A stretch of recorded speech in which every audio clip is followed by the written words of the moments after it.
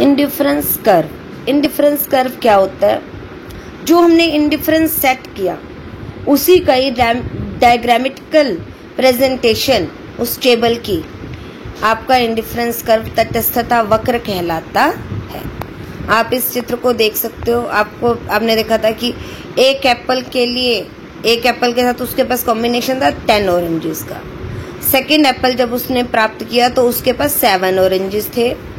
Third Apple जब उसने लिया तो उसके पास 5 ऑरेंजेस थे और 4 के लिए 4 थे।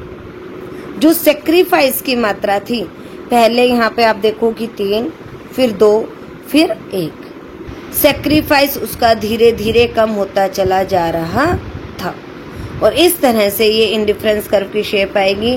वो जो कंज्यूमर है ABCD सभी कॉम्बिनेशन पे बराबर संतुष्टि प्राप्त कर रहा है। इंडिफरेंस मैप क्या होता है? Indifference map refer to set of indifference curves. मतलब अलग अलग इंडिफरेंस, जब कई इंडिफरेंस कर्व एक ही स्थान पर हमारे पास उपलब्ध होते हैं, इसे हम इंडिफरेंस मैप कहते हैं। An indifference curve which is to right the above another indifference curve show higher level of satisfaction.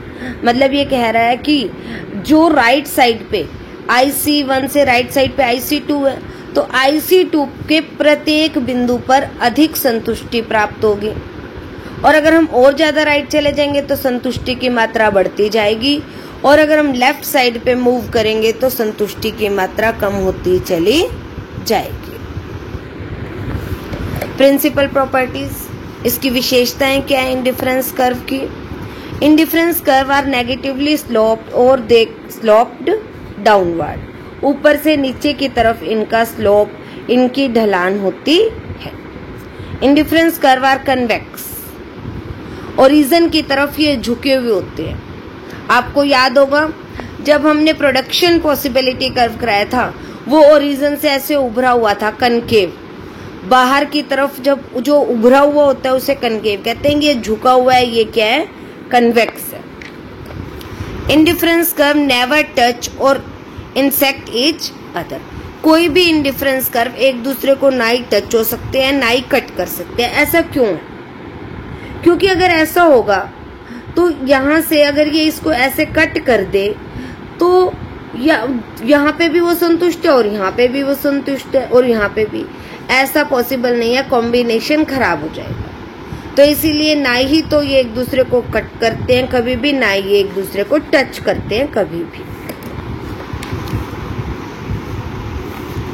ये मैंने आपको बता ही दिया।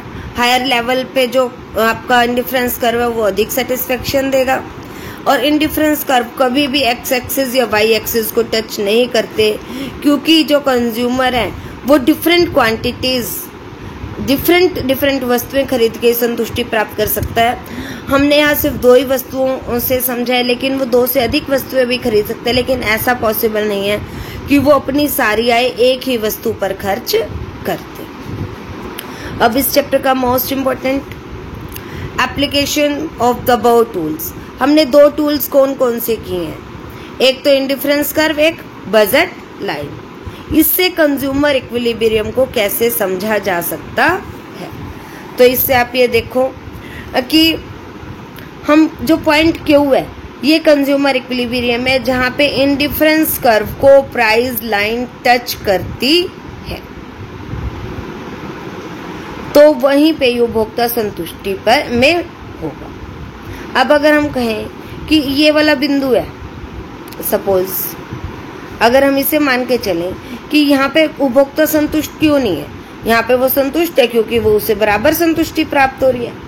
लेकिन ये कॉम्बिनेशन वो प्राप्त ही नहीं कर सकता, क्योंकि आपने अटेनेबल और नॉन अटेनेबल में देखा था कि हमारी जो ये प्राइस लाइन है, प्राइस लाइन के बाहर का कॉम्बिनेशन हम अचीव ही नहीं कर सकते।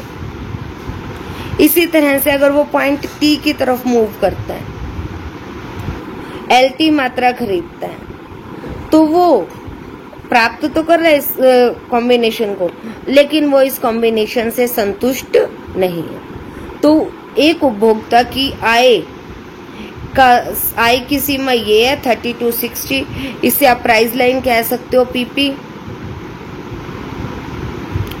और ये आपका इंडिफरेंस कर्व है, ये आपका इंडिफरेंस कर्व है। ये दोनों जहां टच करेंगे वहीं एक कंज्यूमर इक्विलिब्रियम में होगा।